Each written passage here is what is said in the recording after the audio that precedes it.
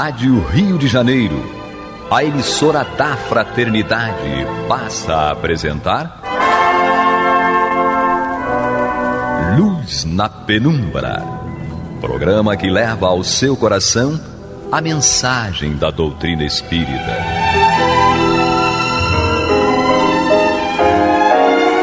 E agora, com vocês, Aloísio Guigino, Fátima Miranda e Eduardo Araújo, para o estudo da obra O que é o Espiritismo, de Allan Kardec.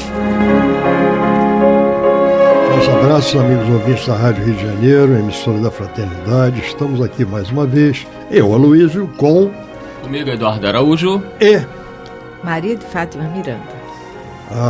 Um pouco mais animada, né?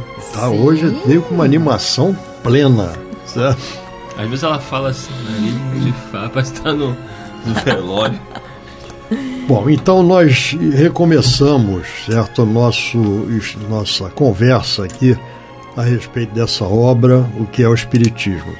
Só fazendo um pequeno retrospecto, nós pulamos o que tem algumas edições que tem um histórico, né, uma biografia, né? Biografia de Allan Kardec realizada por Henri Sauce. Como existem algumas e não existem todas, nós pulamos isso e aqueles que estiverem interessados depois podem buscar essa biografia, que é muito interessante porque coloca com muita propriedade muitas das características do nosso codificador. E nós então vamos iniciando hoje o primeiro diálogo, porque no capítulo 1 tem uma pequena conferência espírita. Nós temos 3 diálogos, do crítico, do cético e do religioso. Então, são diversas posturas de cada um de nós, né? Porque Kardec, ao realizar essa obra, ele procurou colocar as características daqueles que necessitam abrir as mentes, raciocinar, refletir a respeito da proposta espírita. E a resposta de cada um pode ser do crítico, do cético ou do religioso. Então ele tece esses 3 diálogos aqui, que é muito interessante nós acompanharmos e refletirmos a respeito. Então, o primeiro diálogo diz respeito a uma posição do crítico. O que é a posição do crítico? A posição do crítico é aquele que está fechado a mudanças de entendimento. Então, ele apenas aceita aquilo que ele traz com ele como a sua verdade. E não aceita nenhuma argumentação, nenhuma proposta, nenhuma reflexão, nenhum raciocínio que contrarie aquela proposta que lhe vem. Então é muito interessante nós acompanharmos esse diálogo em que Kardec se coloca como Allan Kardec e aquele que é dado com uma postura do crítico é colocado como o visitante. Então vamos lá. Você pode ler isso com a sua voz animada? Certo? Vamos. Primeiro diálogo, o crítico. Visitante. Confesso-vos, caro senhor, que a minha razão recusa admitir a realidade dos fenômenos estranhos atribuídos aos espíritos, persuadido que estou de estes não terem senão uma existência imaginária. Entretanto, eu me curvaria diante da evidência se disso tivesse provas incontestáveis. Por isso desejo merecer-vos a permissão de assistir somente uma das suas experiências, uma ou duas experiências, para não ser indiscreto, a fim de convencer-me, caso seja possível. Merece um comentário. Merece. Merece. Vai, comente, vai. Pois é, né? Ele vai dissimulando aqui, né? Ele não admite que já tem uma posição fechada, preconceituosa até, por isso que está refratário, né? E quer que o outro prove a ele aquilo que ele está dizendo que não existe. Quando, na realidade, se ele é inteligente, ele tinha que ter os argumentos que dessem lógica ao seu entendimento. Não, e quer que isso ocorra em uma ou duas, no máximo. Não é? Como se fosse uma ciência limitada e muito simples de ser alcançada. É como se nós fôssemos fazer uma crítica sobre a medicina assistindo a uma ou duas cirurgias. Né? Realmente. E Allan Kardec, então, retorna em cima disso com uma argumentação. Desde que a vossa razão repele o que nós consideramos irrecusável, vós a crede superior às de todas quantos não compartilham de vossas opiniões. Longe de mim o pensamento de duvidar do vosso talento e da pretensão de supor minha inteligência superior à vossa. Admite, pois, que eu esteja iludido. É a vossa razão quem vos diz, e não falemos mais nisso. Quer colocar alguma coisa, Aloysio? Não, é o que nós já colocamos anteriormente, né? Essa postura que é realçada aqui por Kardec, é lógico que esse diálogo aqui é um diálogo que foi estabelecido por Allan Kardec para demonstrar posições daqueles que, vamos dizer assim, não aceitam por posturas pré-concebidas, certo? Então não adianta. Se você não aceita a argumentação, não adianta você discutir, né? E é o que Kardec coloca. Vossa razão repele o que nós consideramos irrecusável. Então é uma questão tão clara, tão nítida, tão forte, certo? Que ela é irrecusável, mas o outro repele, é um direito dele, certo? E Kardec, dentro da sua posição, diz: não falemos mais disso. É interessante, porque Kardec, ele dá voz num discurso que era corriqueiro ele ouvir, né? Porque ele lidava com situações onde pessoas faziam esse argumento. Então, ele estabeleceu diálogos pertinentes à realidade que estava em volta dele, que eram os argumentos que traziam para ele os questionamentos. Ele só colocou aqui para não ficar repetindo a mesma história, atendendo às mesmas necessidades, mas era um discurso que ele estava habituado a ouvir no entorno daqueles que tinham essa postura do crítico. E isso vale para você que está aí nos acompanhando da sua casa, você que está nos ouvindo no seu radinho ou pela internet. Nunca tente convencer alguém a todo custo. Nós vemos a postura de Allan Kardec. Se o companheiro já tinha a convicção dele formada, Allan Kardec diz que ele ficasse com a opinião dele sem nenhum problema e a doutrina seguiria o seu caminho normalmente. Porque às vezes nós temos uma pretensão também orgulhosa de querer convencer o outro. De dizer, não, eu tornei ele espírita. Que a nossa verdade é irrecusável. Exatamente. Certo? Então, eu acho que o exemplo de Allan Kardec deve, calar fundo em todos nós, para que tomemos esse cuidado de não ficarmos tentando fazer prosélitos, isto é, buscando converter as pessoas. Se o companheiro é testemunha de Jeová e ele está feliz na sua igreja, deixa ele em paz. Ah, mas ele diz que a doutrina espírita é coisa do demônio. Sim, mas ele não fala por mal, é ignorância, ele não conhece. Como o próprio crítico tem a opinião dele ali formada e ele não consegue enxergar nada além daquilo que ele acredita. Então, deixemos as pessoas em paz. Agora, se a pessoa vier nos procurar, seja ela de qualquer religião ou sem religião, e pedir uma ajuda, perguntar o que diz a doutrina espírita sobre isso... Aí já é o cético. Aí sim. Aí já é o cético, aquele que é aberto a reflexões. Está buscando. O crítico é uma postura mais fechada, certo? É irredutível dentro das suas concepções, da sua verdade. Então, a esses não adianta você discutir. E isso é que a nossa doutrina nos ensina, que o espiritismo não faz proselitismo. Por que não faz proselitismo? Não tenta converter ninguém, tá? É aquilo que o Eduardo levantou aqui. Se você for procurado, esclareça. Tá? Mas você não procure converter ninguém, porque se você o fizer, você vai plantar dúvidas em alguém que tem a sua fé, tá? Que tem os seus princípios e que serão derrubados. E com que princípios ele ficará? Porque ele não aceitou o que você colocou e perdeu o que ele tinha. Então piorou a situação. Isso é uma total falta de caridade, né?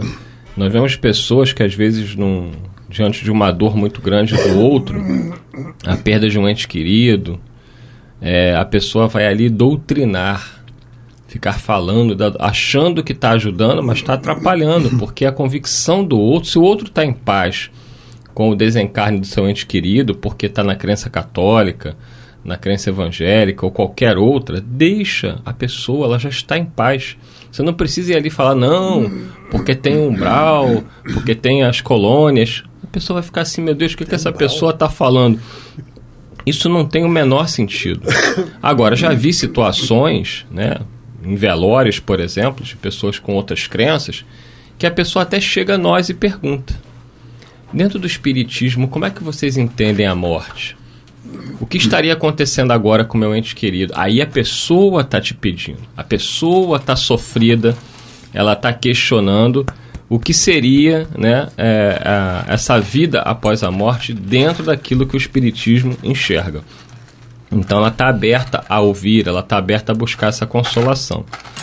Não devemos nunca esquecer, né, o capítulo 15, se eu não me engano, Luiz Guigino sempre corrigindo, do Evangelho segundo o Espiritismo, é fora da caridade não há salvação.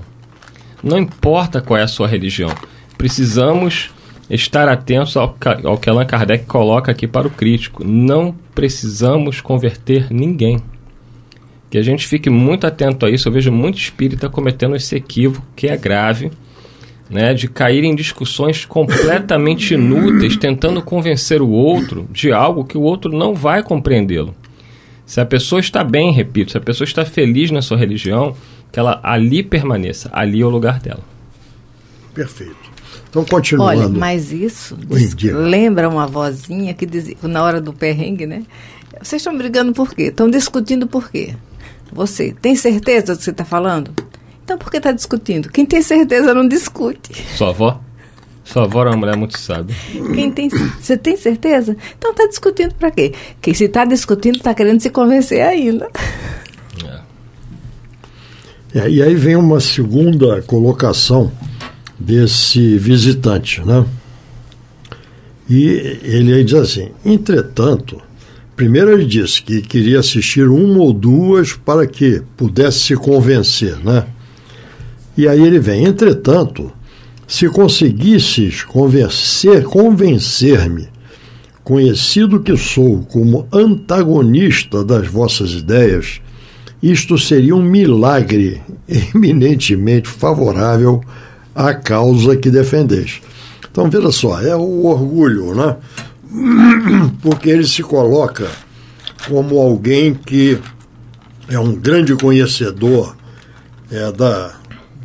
das colocações que são feitas pela doutrina dos espíritos, apesar de não conhecê-las, e se ele pudesse ser convencido a respeito da adoção disso, ou desses princípios, seria um milagre eminentemente favorável à causa espírita. Veja a postura de orgulho, né, de prepotência, né, dessa colocação que é feita aqui. E Kardec, então, argumenta. Lamento, caro senhor, porém não tenho o dom de fazer milagres. Julgais que 1 ou 2 sessões bastariam para adquirir convicção? Seria realmente um verdadeiro prodígio. Eu precisei mais de 1 ano de trabalho para ficar convencido, o que prova que não cheguei a esse estado inconsideradamente. Além disso, não realizo sessões públicas e parece-me que vos enganaste sobre o fim das nossas reuniões.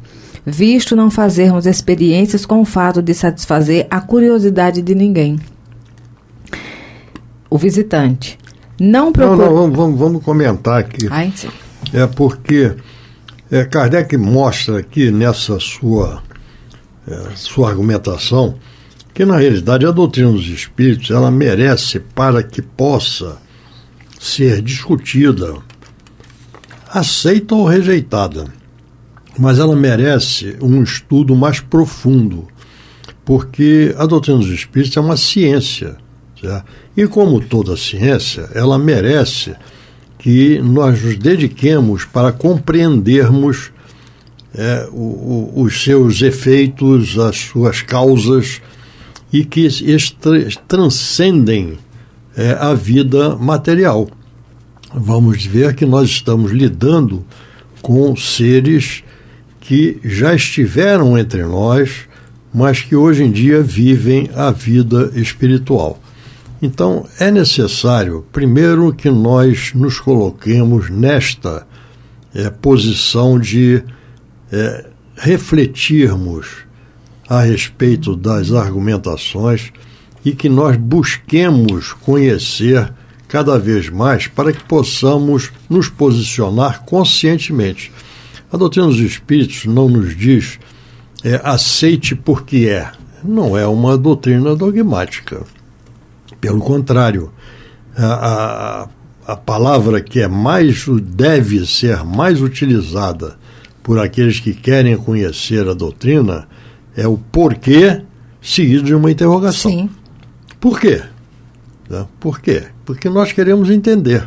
O próprio Livro dos Espíritos nos diz, primeiro entenda, depois pratique.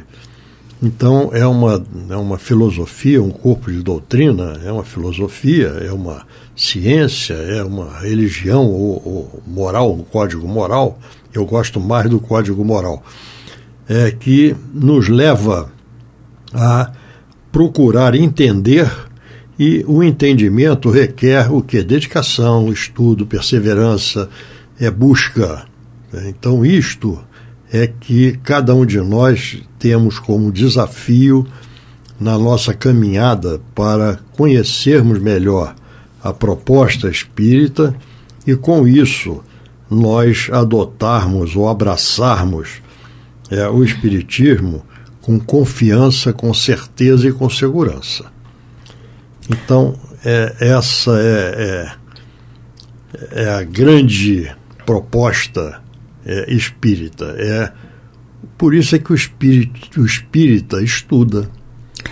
Na introdução do Livro dos Espíritos, no 3º parágrafo, Kardec vai dizer exatamente isso. São precisos alguns anos para formar-se um médico medíocre e 3/4 partes da vida para formar-se um sábio. E querem em algumas horas adquirir a ciência do infinito, porque na realidade o fenômeno não convence e muito menos converte ninguém. Também é a proposta da doutrina. Perfeito. Continuamos? O Eduardo vai ler agora. Continuamos. Vamos botar o Eduardo para trabalhar. O magnetismo dele aí. E aí, o nosso crítico, estranha a posição de Kardec e vai perguntar a ele o seguinte: não procurais, pois, fazer prosélitos? Porque normalmente é o que se imagina, que quem defende alguma ideia vai querer trazer pessoas para defender também.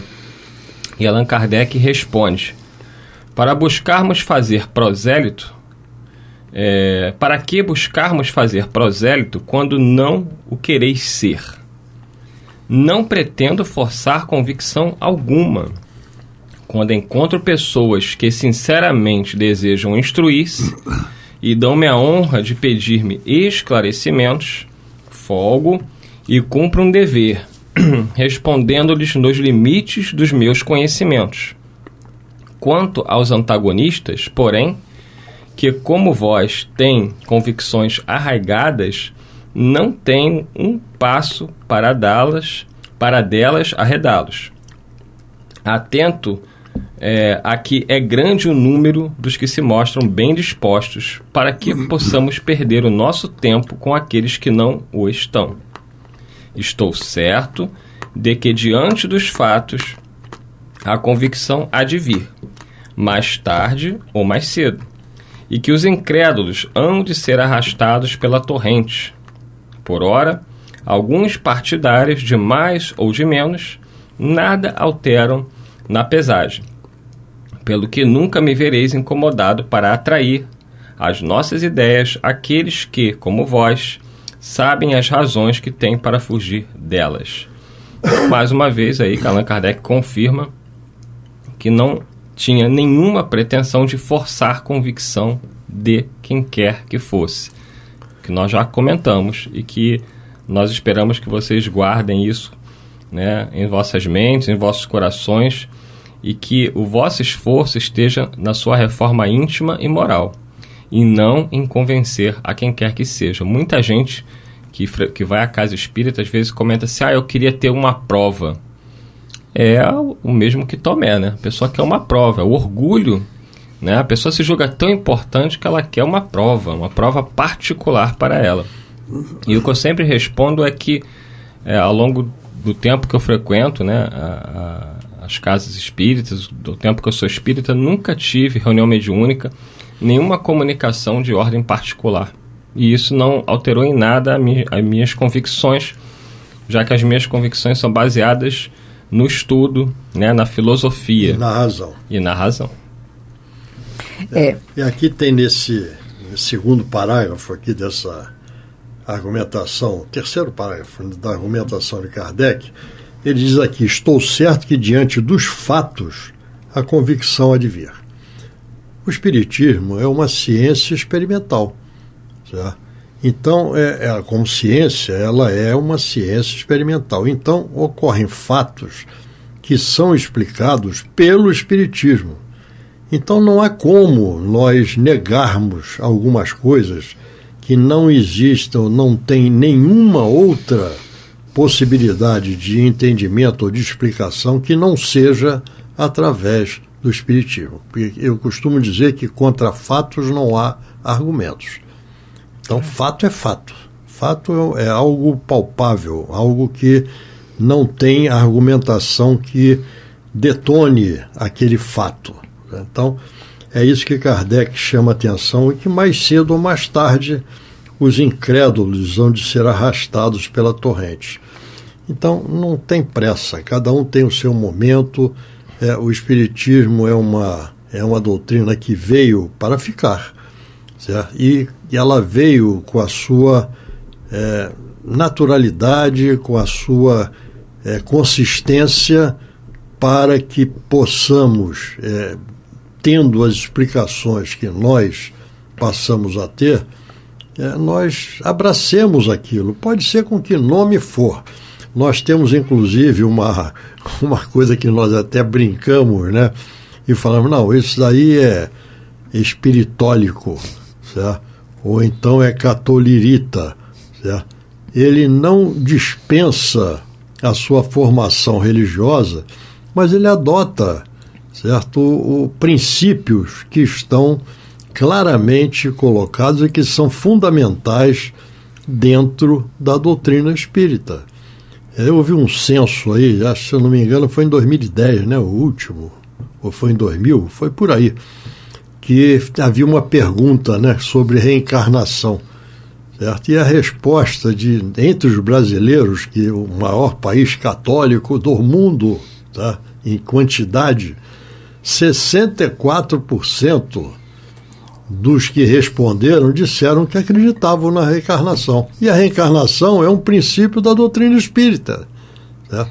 É algo que não tem como. E também então, não tem como continuar o programa, porque a hora... Nós vamos reencarnar na próxima semana. Um abraço a todos e até lá, se Deus quiser. Você está ouvindo o programa Luz na Penumbra.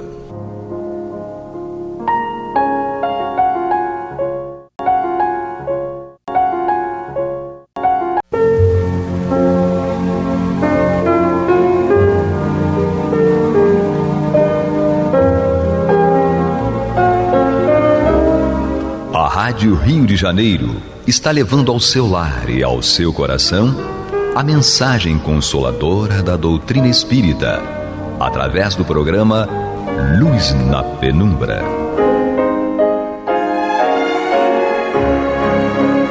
E agora com vocês, Bill Fabiano e Renato Souza, para comentar os textos da Revista Espírita de Allan Kardec no período de 1859 a 1869. Olá, queridos irmãos e irmãs da Rádio Rio de Janeiro, a emissora da Fraternidade. Sou Bill Fabiano, estamos juntos mais uma vez para mais um estudo da Revista Espírita, o ano 1859, o mês março de 1859, ainda no capítulo Estudo sobre os Médios. Semana passada nós terminamos o da Transfiguração e hoje nós iremos dar início ao subcapítulo, subtítulo Diatribes. Nós vamos identificar e conhecer juntos, né, o que são, o que é, para que serve, como são, como fazem, todas as questões relacionadas a diatribes. Exatamente. Tá okay, galera? Exatamente isso aí, Bill, exatamente, com certeza. Vamos lá. Seja bem-vindo. Vamos começar então? Bora lá. Sou eu que começo ou você? É agora você que começa. Sou eu que começo? Você, então vamos lá. Vamos lá. Diatribes. Cada um faz um parágrafo, tá, né? Certo, vamos lá, vamos nessa batida. Então tá bom. Bom, certamente algumas pessoas esperam encontrar aqui uma resposta a certos ataques pouco respeitosos, dos quais a sociedade, nós pessoalmente e os partidários do Espiritismo em geral, temos sido vítimas nos últimos tempos. Pedimos que se reportem ao artigo sobre a polêmica espírita, que encabeça o nosso número de novembro último, em que fizemos profissão de fé a esse respeito. Apenas acrescentaremos algumas palavras, já que não nos ocupamos com discussões ociosas. Os que têm por tempo a perder para sorrir de tudo, mesmo daquilo que não compreendem. Tempo para a maledicência, para a calúnia ou para o deboche. Que fiquem satisfeitos. Não lhes criaremos nenhum obstáculo. A Sociedade Parisiense de Estudos Espíritas, composta de homens honrados pelo saber e por suas posições, tanto franceses quanto estrangeiros, médicos, escritores, artistas, funcionários, oficiais, negociantes e etc., recebendo diariamente as mais altas notabilidades sociais e correspondendo-se com todas as partes do mundo. Está acima da pequenez das intrigas, do ciúme e do amor próprio. Ela prossegue seus trabalhos na calma e no recolhimento, sem se inquietar com as piadas de mau gosto que não poupam sequer as organizações respeitáveis. Esses são os diatribes, né? Já deu para ter uma ideia, Já né? deu para ter uma ideia o que são diatribes. São aquelas pessoas que só querem falar mal, só querem criticar, só querem abençoar o nosso trabalho. E sem conhecer o conteúdo. Exatamente. Sem procurar Renatão. Saber, né? Sem se aprofundar um pouco mais. Será que já fomos diatribes, Renato? Será? Possivelmente, hein, Bill? Você lembra se foi? Eu não lembro, mas eu tenho quase certeza que sim. Mas possivelmente. Se não for da doutrina, de alguma outra doutrina, ou de quaisquer que sejam os assuntos, nós já fomos e ainda somos, né? Do próprio cristianismo. Exatamente. Em si, né? Em si, tá? É importante. Vamos continuar? Interessante, né? Vamos continuar aqui. Então, continua Allan Kardec dizendo assim: quanto ao espiritismo em geral, como é uma das forças da natureza, seu escárnio virá se cansar, como se cansou contra tantas outras coisas que o tempo consagrou. Essa utopia, essa fantasia maníaca e passageira, como o chamam certas pessoas, já fez a volta do mundo e todas as diatribes não a impedirão mais de caminhar. Quando outrora os anátemas não impediram a terra de girar. Deixemos, pois, os escarneadores rirem à sua satisfação, uma vez que tal é o seu bom prazer. Serão para eles fracos de espíritos, riem muito da religião, porque não ririam do espiritismo, que não é senão uma ciência. Esperando, nos servem mais do que nos prejudicam e economizamos sem gastos de publicidade, porque não é um de seus artigos, mais ou menos espirituosos, que não fará vender algum de nossos livros, e obter algumas assinaturas. Obrigado, pois, pelo serviço que nos prestam sem querer. Evidentemente que a gente comentou no programa passado a questão do Espiritismo, e a gente está falando nisso já há alguns programas, né? Do Dia do Espiritismo, né?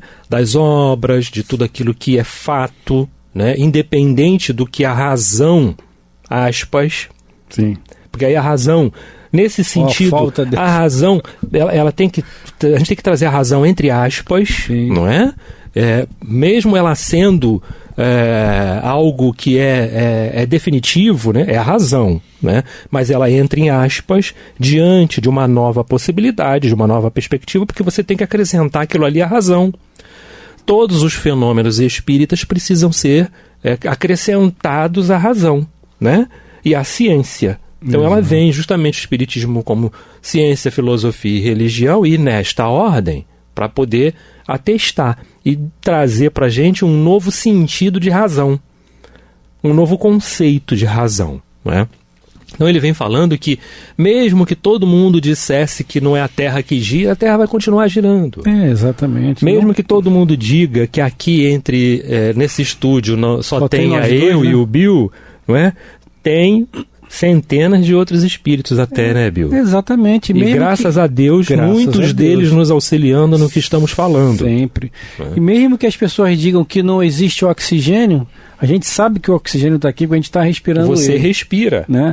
Essa passagem me fez lembrar o próprio filme do Kardec, né? Feito lá pelo, me lembro o nome do ator, né? Um filme brasileiro, muito bem feito, né? Inclusive, né? Muito bem filmado, gravado, naquele momento em que Kardec, se eu não me engano, faz um teletransporte, se eu não me engano, e vê que estão queimando os livros dos espíritos lá na Espanha. Sim. Junto com aquele padre que era o reitor da escola que ele dava aula, né? Não sei se está lembrando desse caso. Queimou todos os livros e, por psicografia, o espírito diz para ele, espírito de verdade, deixe que queimem.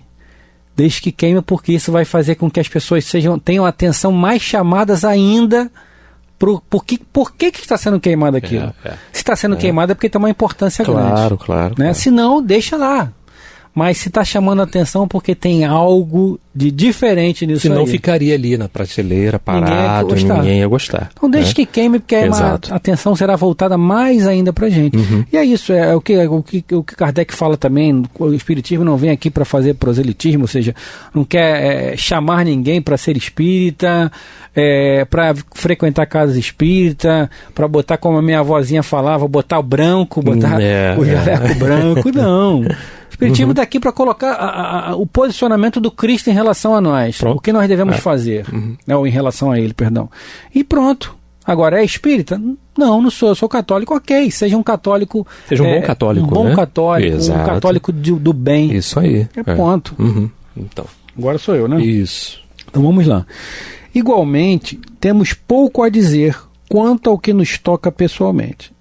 Se aqueles que nos atacam, quer de maneira ostensiva, quer disfarçada, imaginam que nos perturbam, perdem seu tempo se pensam em nos barrar o caminho.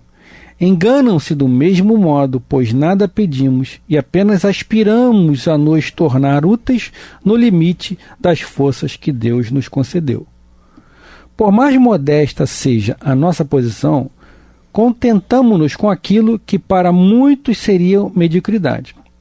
Não ambicionamos posição, nem honras, nem fortuna. Não procuramos o mundo, nem os seus prazeres. O que não podemos ter não nos causa nenhum desgosto e vemos com a mais completa indiferença. Visto não fazerem parte de nossos gostos, não invejamos aqueles que possuem tais vantagens. Se vantagens há, os que aos nossos olhos é um problema, porquanto os prazeres efêmeros deste mundo não asseguram melhor lugar no outro. Pelo contrário, nossa vida é toda de labor e de estudo, e consagramos ao trabalho até os momentos de repouso. Aí nada há que cause inveja. Como tantos outros, trazemos a nossa pedra ao edifício que se levanta. Entretanto, coraríamos se disso fizéssemos um degrau para alcançar o que quer que fosse.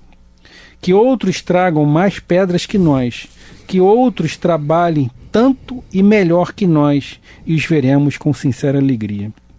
O que queremos, antes de tudo, é o triunfo da verdade. Venha de onde vier, pois não temos a pretensão de ver sozinho a luz.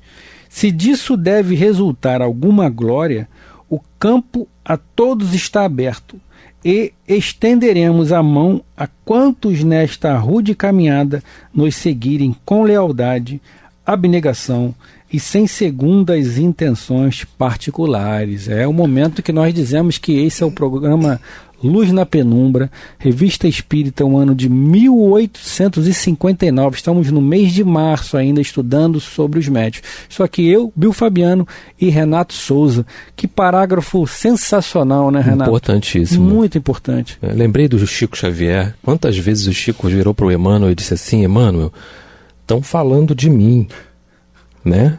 Estão falando de mim, olha lá, estão debochando de mim. Vão dar queixa de mim, Emmanuel. O que eu faço, Chico? Não faz nada, né? Calma, deixe que falem.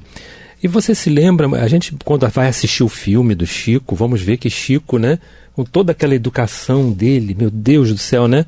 E o padre com a cruz atrás dele, tentando exorcizar o Chico. E ele, para fechar a porta, ele ainda pedia licença, ainda fazia assim, dava tchauzinho e tudo mais. Sim, de cuidado. Todo né? Cuidado do Chico, não é? Que amparo que ele recebeu, né, Bill? E é a mesma coisa, porque acontece com todas. Divaldo também, sim. né? Tantas e tantas vezes esteve à beira da desistência, digamos assim, né? Da desistência. Não que não vá ocorrer, pode acontecer, com certeza, mas com qualquer um de nós, sim, pode ser colocada a dúvida. Sim. Pode ser instalada a dúvida. Mas a gente precisa pesar na balança tudo que recebemos até aqui, todos os esclarecimentos que já obtivemos, né? E prosseguirmos, né? E prosseguirmos firmes, porque esse é o caminho, né? Esse é o direcionamento que a gente escolheu. E estamos aqui porque alguma situação tem, né? Não é à toa, né, Bill? Com certeza. O que nós temos que ter, na verdade, é certeza daquilo que nos cabe, né, Renato? Qual o nosso propósito, por que estamos aqui, por que estamos espíritas, mas isso independe. O porquê e o para que nós estamos verdadeiramente indo em direção a sermos verdadeiros cristãos, né? Porque a gente vê na história aí da humanidade, do cristianismo, a gente vê no Paulo Estevão, por exemplo, né? Todos aqueles que foram sacrificados, mas não negaram Cristo, no Paulo Estevão, com o próprio Estevão, através de Saulo. Nós temos no Boa Nova Joana de Cusa, né, sendo apedrejada, não no real sentido, porque ela foi queimada, né, mas apedrejada quando ela citava o Cristo, e no final, quando foi queimada viva lá com seu filho, ela não negou o Cristo em momento algum. Enfim, então é a certeza. Eu e Renato Souza temos a certeza do que nós queremos. Exato. Do que hoje nós somos espíritas. Amanhã poderemos não ser, não importa. Mas hoje nós temos a certeza de que o Cristo, no caso, com a doutrina espírita, é o nosso caminho. Exatamente. Então basta que temos que ter certeza. Se colocar dúvida, mas eu não sei se eu quero, não sei se eu vou, porque ali tem muita gente falando mal de mim. Aí você está colocando a vaidade à frente do propósito, né? Que é muito comum acontecer isso, né, Renato? Afinal de contas, somos vaidosos ainda. Né?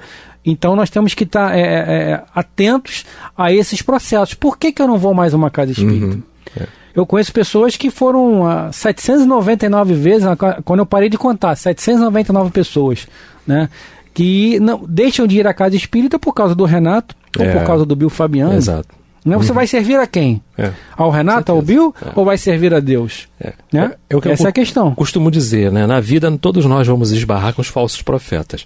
A gente só não pode ser o falso profeta. Exatamente. E é justamente por isso que nós estamos na doutrina.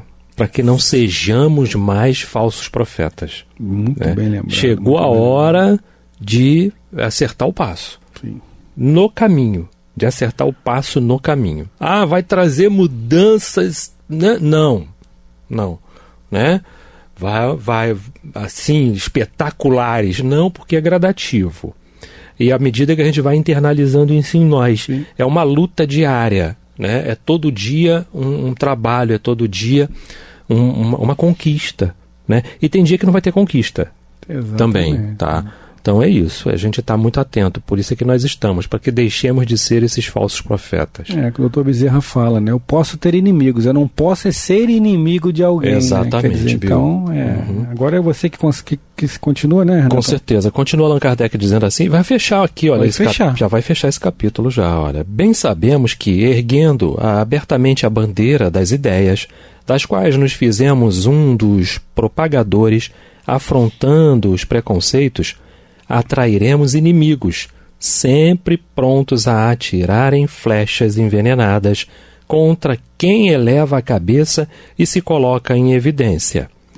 Mas há essa diferença entre eles e nós, é que nós não lhes queremos o mal que procuram nos fazer, porque participamos da fraqueza humana, e é somente nisso que cremos ser seu superior, né? Se rebaixa pela inveja, pelo ódio, pelo ciúme e por todas as paixões mesquinhas. Eu li devagar, que é para a gente entender aqui, né?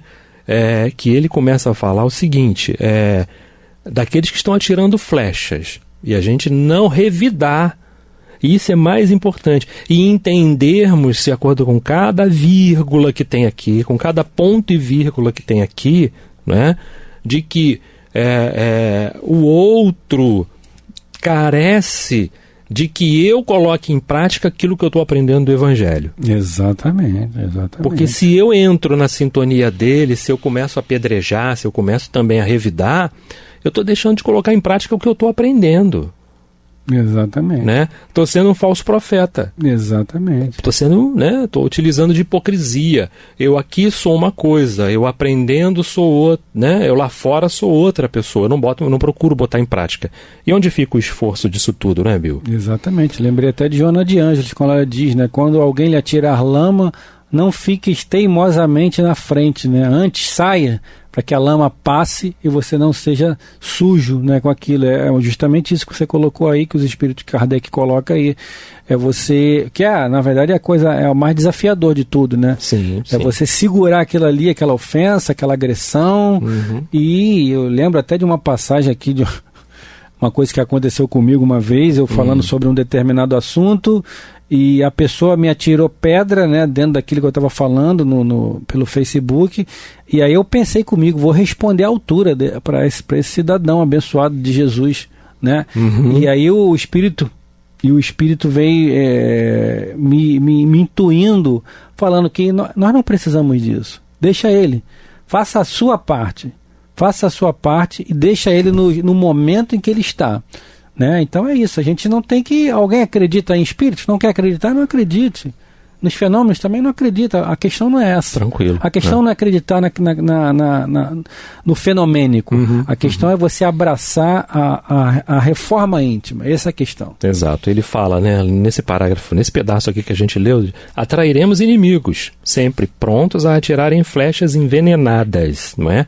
Contra quem se eleva a cabeça e se coloca em evidência. Então a gente está se colocando em evidência... É alvo fácil, né? O cara está com a cabeça de fora, é alvo fácil. Está em cima do muro ali, lutando. Vai tomar martelada.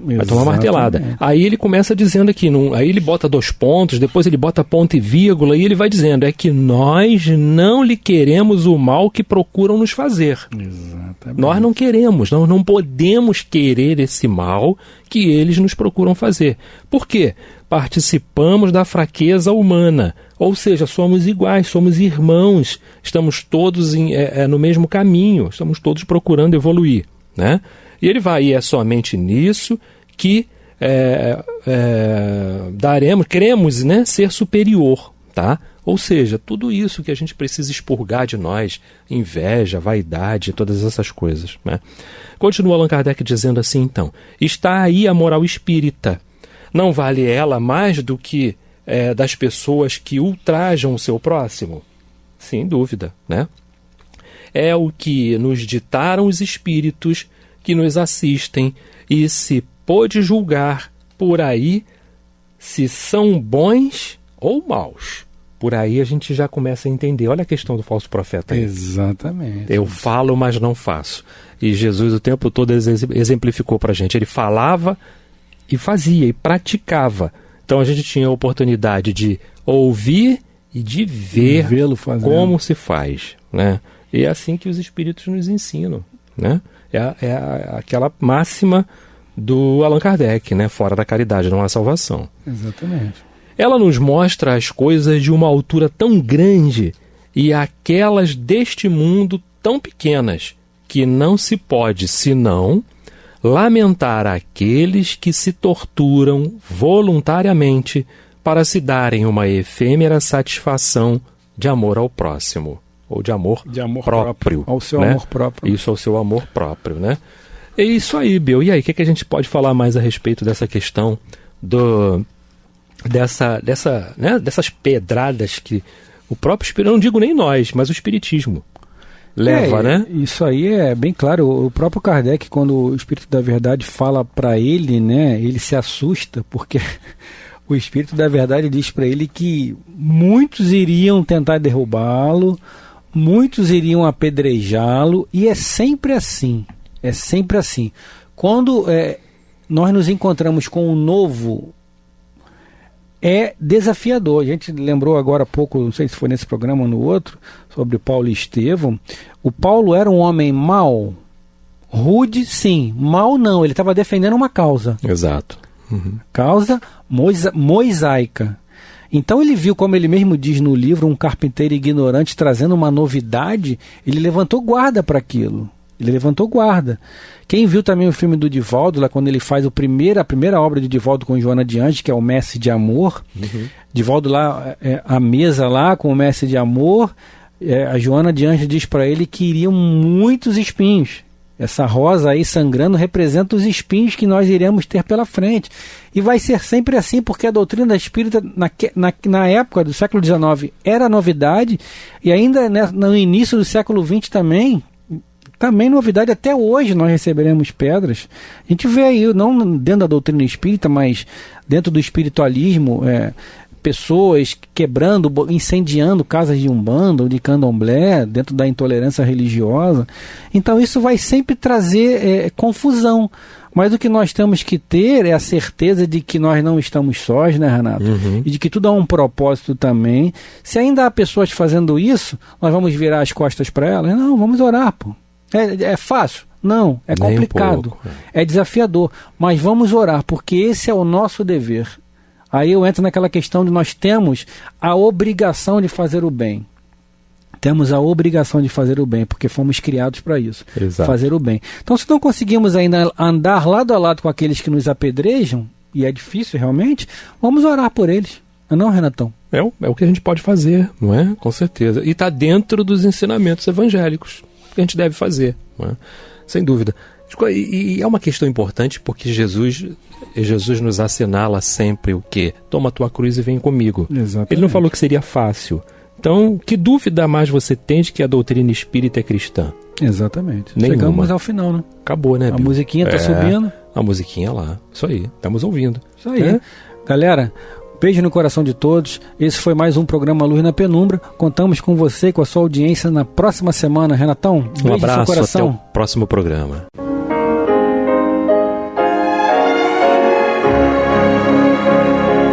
E vamos ouvir agora a prece de encerramento de nosso programa, na voz de Geraldo de Aquino.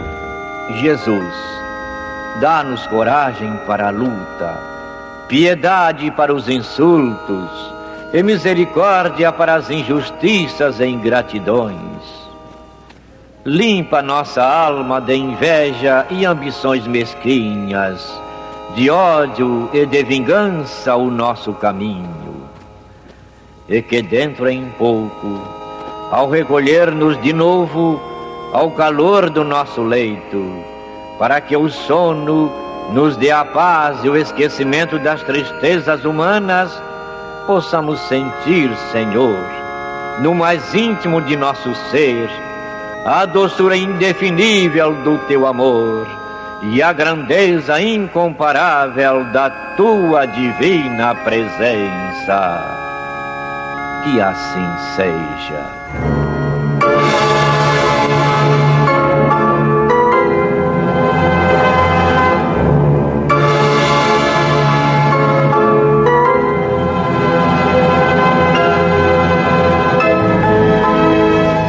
Acabamos de apresentar o programa Luz na Penumbra, que voltará a ser apresentado na próxima segunda-feira, às 21 horas, nesta emissora.